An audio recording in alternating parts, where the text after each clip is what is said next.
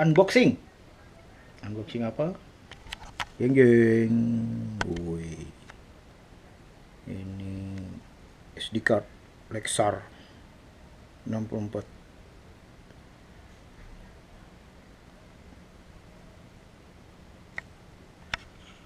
Oke. Semoga baik-baik saja datanya.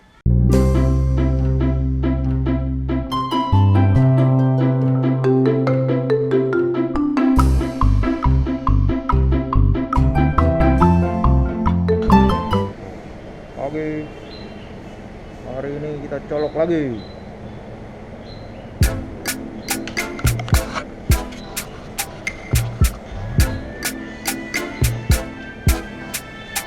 Apa hasilnya, Pak? Negatif. Wih. Pagi, Bu. Halo. Sekarang giliran saya. Kita di visual, halo. Tidak. Kita di visual negatif.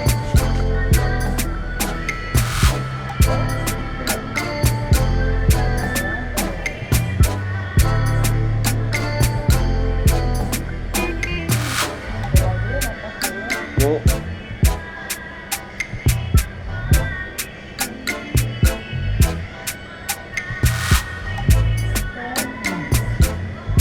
Wah.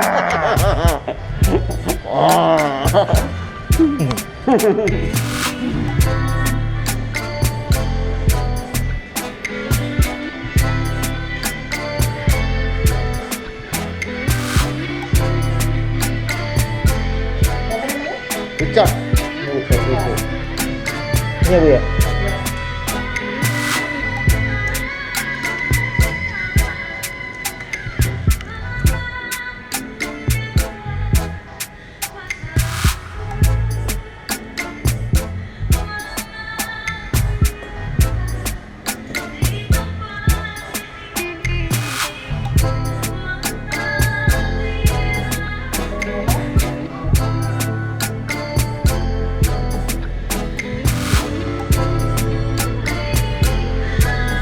Jalan tuh ya.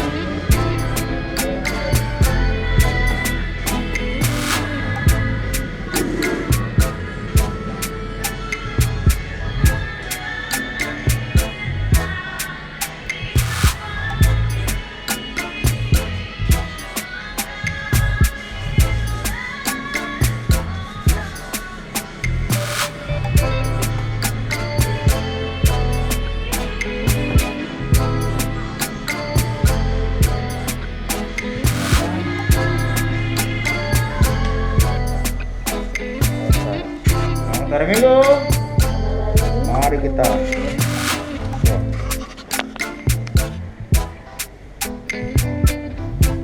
Nah, colok lagi ya.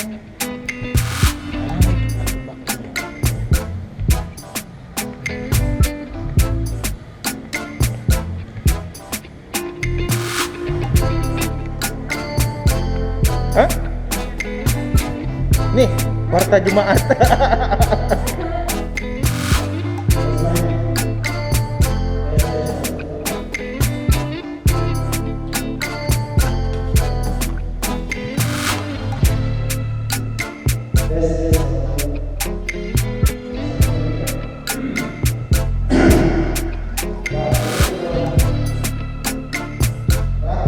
Oke, 2, 3.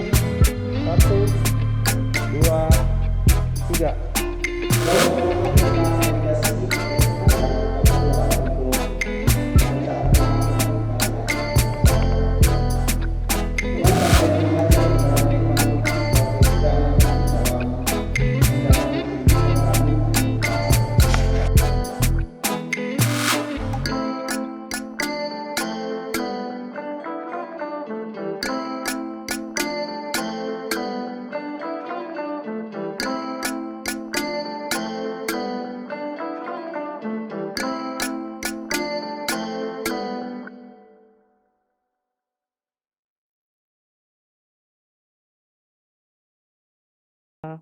Expert kebanyakan main di fotografi sama videografi. Sering event organizer, sering Kebetulan pas lagi seperti ini, jadi apa yang saya punya coba dipergunakan di gereja, kayak kebaktian streaming, terus kayak gimana sih ngeset dalam satu acara gitu. Akhirnya dituangkan di sini juga terpakai. Kali ini saya bahasnya tentang konten ya. Konten live streaming ibadah online. Kebetulan pakainya kita di GKPO Halim Perdana Kusuma melalui platformnya YouTube yang kita gunakan OBS. Jadi mempersempit pertanyaan, kok kenapa nggak pakai Vimeo, kenapa nggak pakai ini, kita pakai OBS. Jadi yang udah berjalan aja kita coba jelasin. Konten itu kalau di YouTube kan biasanya kalau kita kreator ya, jadi kita yang membuat acara. Nah kalau ini kan kita kebaktian, jadi kita harus joinnya sama kayak MPH mungkin ya, kalau di gereja kami mungkin MPH. Jadi kita tanya nih, di gereja tuh kebaktiannya apaan aja yang harus diterjemahkan di online. Jadi misalnya ibadah minggu, ibadah keluarga, kayak gitu. Jadi diterjemahkan dalam satu siaran. Oke, sebentar. Kenapa harus online? Nah ini kebetulan kita main di website juga. Jadi Natal tahun kemarin akhirnya agak peningkatan ya COVID. Jadi latar belakang kita main online adalah ini.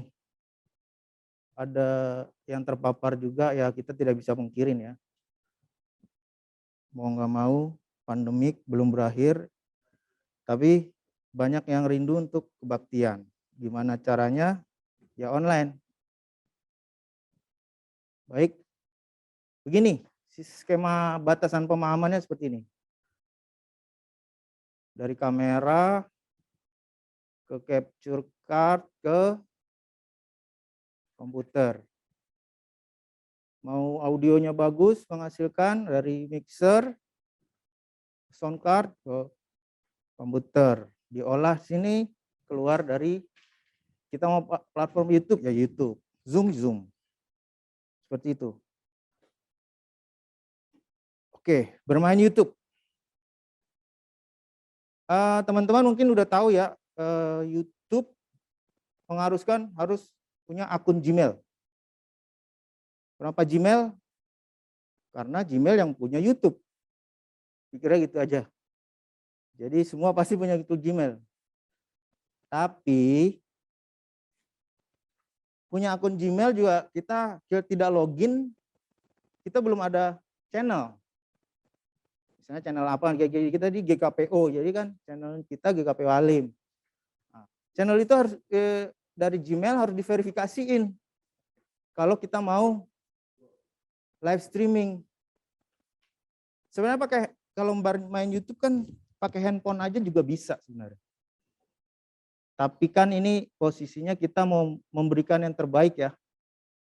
Kayak suaranya bagus, gambarnya bagus. Jadi orang beribadah tuh enak gitu. Jadi walaupun pandemik dari rumah, dia ngerasa di dalam gereja juga gitu. Yaitu pintar-pintar kita lah ngesetnya. Nah, setelah channel itu udah verified, kita ini dulu nih, harus dari awal kita, maksudnya masing-masing gereja ini kan punya ketentuan beda-beda ya. Kalau di GKPO ini dia non profit, kalau saya tahu ya. Jadi tidak mengajukan monetize. YouTube itu ngasih monetize itu ujung-ujungnya kan AdSense. AdSense menghasilkan fee. Ya. Kalau kita YouTuber kayak gitu-gitu kan ngejarnya kan AdSense gitu. Cuman kan kalau dari awal kita udah tetapkan kita mau profit apa non profit. Nah, kalau non profit cuman yang penting kita kebaktian, yang penting maksudnya tiap minggu pokoknya adalah kebaktian gitu, tersalurkan. Karena pandemi kan nggak boleh tatap muka. Ya bikin non profit nggak apa-apa, tapi jangan berharap lebih ketika subscribe kita udah naik, viewer kita udah tinggi, tiba-tiba ada yang unlike atau unsub atau ini, jangan berkecil hati juga, karena kan posisinya ini mulai dari awal kayak begini. Istilah anak-anak katanya jangan baper lah, karena bermain di media sosial seperti ini gitu. Jadi resikonya gitu. Kalau tidak mau ada yang kritis atau gini, ya kita bikin stasiun TV aja mendingan. Oke, dari sini udah jelas kita mau kemana nih arahnya, mau dibikin AdSense atau ini. Itu kembali ke masing-masing gereja ya. Apalagi di gereja kan ada punya komisi pemuda atau apa, punya channel sendiri atau apa, itu terserah. Oke, kita masuk ke konten. Nah, konten ini kan yang tadi saya bilang kan ada sesuatu yang ditampilkan, disuguhkan. Gitu. Berarti kalau kita udah berbicara alat kita yang segitu, kameranya yang kualitas udah HD, apa mixer itu berarti kan tidak mungkin satu orang yang menjalankan, butuh tim. Ya tim itu di briefing juga, ini buat kamera, ini buat apa, sound atau apa di ini. Itu dibagi-bagi lah tugasnya. Terus tujuan bikin konten, nah tujuannya buat siapa nih? Kalau di gereja ya ibadah ya tujuan buat jemaat. Misalnya kalau minggu ya sasarannya umum, keluarga ya keluarga, komisi ya komisi bapak atau ibu ya seperti itu. Nanti itu di pembedanya tuh nanti di seperti thumbnail atau apa itu nanti kelihatan. Nah, tata ibadah yang disiarkan, tata ibadah yang disiarkan itu semacam mau nggak mau itu siaran. Kalau di siaran itu kayak ada rundown ya, rundown tiap ibadah itu kan mungkin garis benang merahnya sama ya, cuman mau kemasannya seperti apa, misalnya ada bumper dulu ini kalau biar bagus-bagus lah ya, biar ada pembeda lah dari. Nah itu beda-beda tuh maunya gitu, tiap komisi. Oke, baik kita lanjut. Konten tayangan di YouTube. Nah, kalau di YouTube kalau kita udah punya email, udah di verified, udah punya channelnya, nama channelnya apa gitu, itu nanti kita harus sering-sering nih buka YouTube Studio nih. Nah, di YouTube Studio itu untuk sekarang ini ada upload, live sama post. Upload itu misalnya kita udah tapping nih ya, tapping untuk ditayangkan hari besoknya. Nah, berarti bisa kita udah kemas dulu orang tim edit, baru kita upload sekarang buat besok. Itu sistemnya ada. Kalau live itu misalnya tiap minggu kebaktian minggu, ya berarti live-nya di jam yang sudah kita tentukan. Nah itu nanti dia hitung mundur sendiri. Tinggal tim yang menjalankan tadi, bagaimana bentuk rundown-nya. Nah post ini YouTube menyediakan lumayan ya fitur baru nih. Dia sama kayak WA. Nah, kita bisa update status seperti itu. Nah, cuman berbentuknya cuman foto ya. Jadi kayak woro-woro lah gitu. Jadi misalnya bulan depan ada KKR di gereja kita misalnya. Kita bisa tuh ngepost dari sekarang.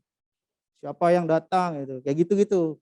Jadi orang yang udah subscribe kita, udah follow kita tuh tahu di tanggal sekian tuh akan ada acara ini. Gitu. Nah, yang satu lagi ini terbaru nih, updatean baru dari YouTube itu YouTube Short. Oh pendek, iya short.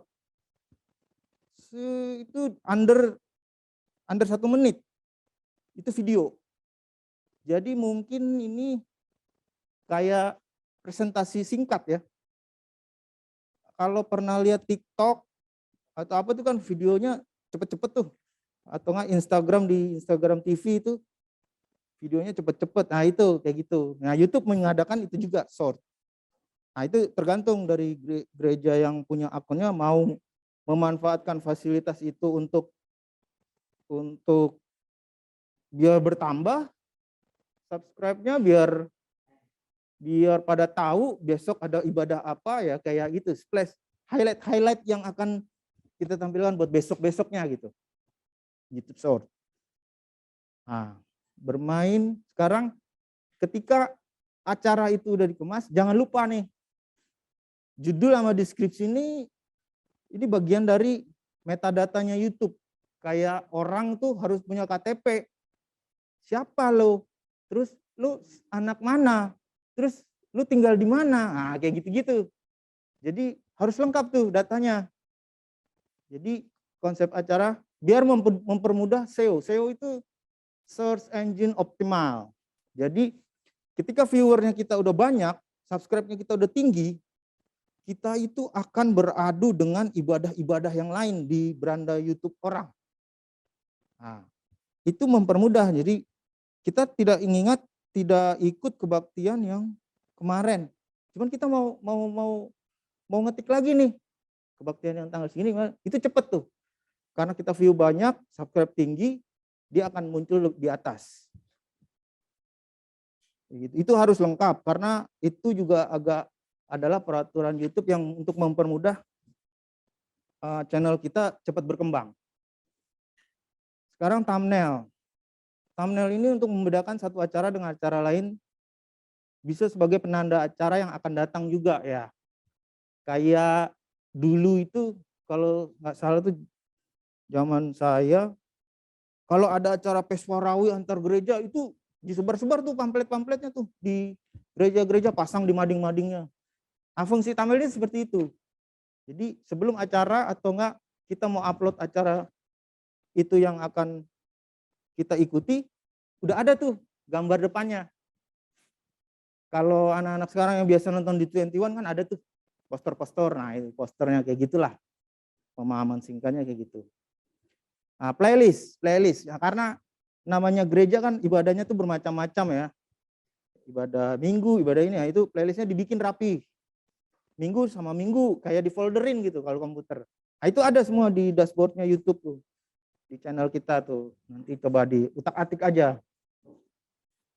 Itu dijadiin satu, jadi biar mempermudah kita sebagai konten kreatornya rapih juga, sama orang yang akan mencari ibadah keluarga kemarin tuh di mana ya, tinggal masuk channel tanpa mengingat judul lagi gitu. Di situ udah ada. Durasi tayang ini lama acara berpengaruh ya, karena selama streaming tuh mendingan langsung point of view-nya harus cepat disampaikan, sebab ini maaf nih, ini menyangkut kuota orang masing-masing kan beda-beda ya. Kalau di rumahnya tiap minggu nonton misalnya lebih dari 2 jam, aduh maaf nih, kalau dia kuotanya untuk seminggu ya berarti 3 minggu dia puasa juga ya kan. Kalau yang unlimited ya nggak masalah gitu. Jadi kita win-win solusi gitu. Baik, lanjut. Sajian konten yang berkualitas, tata ibadah online yang diterjemahkan dalam frame by frame. Sehingga jemaat yang menyaksikan seolah-olah berada dalam tatap muka. Hal ini perlu perencanaan. Nah, tim yang tadi sudah dibentuk untuk live, sebaiknya minta tata ibadah yang akan dijalankan dibentuk seperti ini. Rundown. Jadi time per second-nya apa, aktivitasnya bagaimana, durasinya berapa untuk perpindahan ke frame berikutnya. Terus pengisi acara apa, itu semuanya harus tahu. Jadi dibentuk satu tim, satu dijadiin ketua satgas lah atau apa gitu, jadi dia yang keluar masuk dari ruang utama ke konsistori ya gitu ya, koordinasinya seperti itu. Ini contohnya ya. Nah, sekarang ini blocking, bicara blocking, setelah tadi rundown, sekarang blocking. Sebelum mulai itu sebaiknya tuh di set dulu nih blocking para narasumber atau Pak Pendeta gitu, berdirinya bagaimana, terus view cara ngelihatnya, Bapak nanti lihat kamera utama, nanti liturgos atau pro kantor lihatnya ke kamera yang nomor 2. Kalau kita bermain berapa kamera ya, multi kamera. Jadi tuh orang yang nonton di rumah tidak ngelihat matanya tuh melencong kiri kanan gitu. Karena kan orang di rumah tuh cuma ngelihat frame, satu kotak gitu aja. Jadi kalau kita nampilnya mau menerjemahkan itu, jadi orang juga ngelihatnya enak gitu, ngeflow-nya gitu. Jadi dia tidak langsung, ini gimana sih nih gambarnya, tiba-tiba udah pindah lagi atau enggak di skip. Itu kan kasihan. Durasi acara, ini kali ini kita berbicara live ya. Udah paling maksimal tuh di sini udah dilakukan tuh 90 menit. 2 jam udah paling maksimal. Mengingat yang tadi ya, kuota dan macam-macamnya. Oke, yang terakhir ini perangkat. Perangkat yang digunakan nih, kalau mau menghasilkan gambar yang bagus ya, otomatis kamera harus ada pilihannya ya. Mau kamera apa? Terus penerangan. Ya, lampu butuh, karena kan kamera udah bagus, lampunya nggak ada juga sayang ya, bintik-bintik, noise. Audio, sound system harus balance sama output yang dikeluarkan nih nanti di YouTube. Jadi orang dengar juga nggak ada yang kecil, ada yang gede sendiri gitu. Terus perangkat nih, PC atau laptop. Nah itu yang udah berkompeten sama inilah ya, yang untuk live streaming itu kan grade-nya udah ada tuh. Terakhir jaringan internet. Nah itu dia. Sebenarnya sih terserah ya, ini pilihan soalnya. Kalau ada yang hujan nge-lag, ada yang stabil ya itu kembali lagi. Jadi kira-kira menghasilkan konten yang ya baik lah ya, bukan bagus juga ya, kan orang bagus relatif. Jadi ya mungkin seperti itu step by stepnya. Jadi tapi ingat, kita ini bermainnya di platform YouTube ya. YouTube itu tidak melihat kamu gereja, kamu ini jadi non profit ini. Dia pukul rata. Ketika itu algoritmanya naik, YouTube itu akan ngebantu sendiri, jadi ngebuang channel-channel kita itu ke view orang lain gitu. Akhirnya pada masuk ke beranda-beranda orang. Jadi kalau mereka suka ya mereka akan terus nonton dan kita mendapatkan jam tayang yang tinggi. Kalau tidak suka ya paling komen, ya paling banter ya unlike, paling gitu doang sih. Jadi semua tidak bisa diprediksikan kalau kita main di YouTube. Kalau mau lihat grafik paling di dashboard YouTube ya. Kalau tidak mau dibilang kita udah bikin bagus tapi kok effortnya jadi kita dapatnya kok jelek ya, unlike-nya banyak. Ya jangan bermain di YouTube, bikin stasiun TV. Gitu aja. Ya mungkin itu aja yang garis besarnya ya, kalau main YouTube mau bicara konten. Intinya kreatif aja, cuman jangan terlampau kreatif juga karena kan ini bersinggungan dengan gereja ya, jadi harus ada woro-woronya juga ke petua-petua gereja. Jadi Bapak ini boleh nggak, ini dibikin seperti ini boleh nggak? Kalau menurut saya selama itu tidak berbenturan dengan bahasan-bahasan kerohanian yang kita tidak paham, nggak masalah sih sebenarnya untuk ini. Cuman jangan terlalu dalam untuk ngikut ke pembawa firman atau apa, nggak usah. Kalau untuk menjadi lebih bagus di depan sama di belakang nggak apa-apa. Paling itu aja ya, sekian dari saya. Terima kasih ya, kalau kurang jelas ya di note-note aja, nanti saya mencoba untuk. Terima kasih Bapak Richard Reines Mandala yang sangat inspiratif ya menyampaikan. Ada beberapa hal yang disampaikan, yaitu memang spesialisasinya pada bidang fotografi, dan tadi kita membahas tentang konten live streaming dan juga membahas tentang YouTube ya, kelebihan dan kekurangannya. Lalu juga sajian konten yang berkualitas, lalu juga bicara tentang blogging dan sebagainya. Jadi Bapak Ibu yang saya hormati, saya pernah juga dalam masa-masa pandemi COVID-19 ini memimpin ibadah di POK Halim, ya di GKPO Halim itu, ya ketika memulai itu kita briefing dulu. Lalu juga memang merubah gereja itu seperti studio dan hasilnya memang baik. Nah, itu saja narasumber yang kedua yang sudah memaparkan dengan apik. Kita semakin ditambahkan wawasan kita. Kita lanjut pada narasumber ini.